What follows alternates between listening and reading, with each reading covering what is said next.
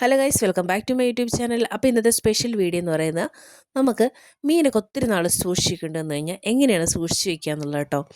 സൂക്ഷിച്ച് വെക്കുക എന്ന് പറഞ്ഞു കഴിഞ്ഞാൽ നിങ്ങൾ ഇരിക്കുന്നുണ്ടാവും പെട്ടെന്നാവില്ല, ഇനിയിപ്പോൾ എന്താ ബുദ്ധിമുട്ടെന്ന് ആലോചിക്കുന്നുണ്ടാവും അല്ലേ. പക്ഷേ ഇത് വെച്ച് കഴിയുമ്പോൾ നമുക്കൊരു ഉണക്കമീൻ്റെ ഒരു ഫ്ലേവർ വരാറില്ലേ, ആ ഫ്ലേവർ ഇല്ലാതെ എങ്ങനെ സൂക്ഷിച്ച് വെക്കാമെന്നാണ് ഞാൻ ഇന്നത്തെ വീഡിയോയിൽ കാണിക്കാൻ പോകുന്നത്. എൻ്റെ വീഡിയോ ആദ്യമായിട്ടാണ് കാണുന്നതെങ്കിൽ സബ്സ്ക്രൈബ് ബട്ടൺ ഒന്ന് അമർത്താൻ മറക്കരുതേ. അപ്പം നമുക്ക് വീഡിയോയിലേക്ക് കിടക്കാം. കിട്ടിയ ചെമ്മീൻ ചെറുതായതുകൊണ്ട് തന്നെ കുറച്ചധികം സമയം എടുത്തിട്ടാണ് ഞാൻ നന്നാക്കിയെടുത്തത്.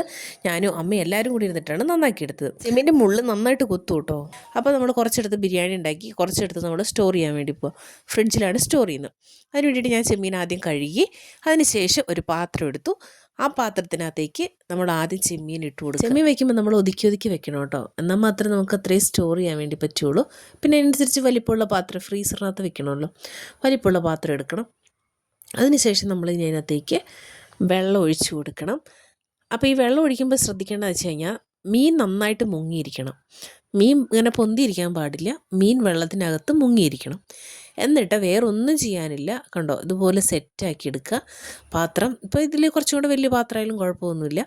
അപ്പോൾ നമ്മളിവിടെ വേറൊന്നും ചെയ്യുന്നില്ല, മസാല വരട്ടുക നന്നാക്കുക ഒന്നും ചെയ്തിട്ടില്ല. അതങ്ങനെ എടുത്തു, അങ്ങനെ വെച്ചു.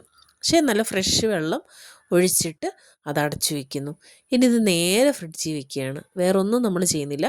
വേണേൽ നിങ്ങൾക്ക് ഒരു കവറിനകത്ത് ഇട്ടിട്ട് ഫ്രിഡ്ജിൽ വയ്ക്കാം.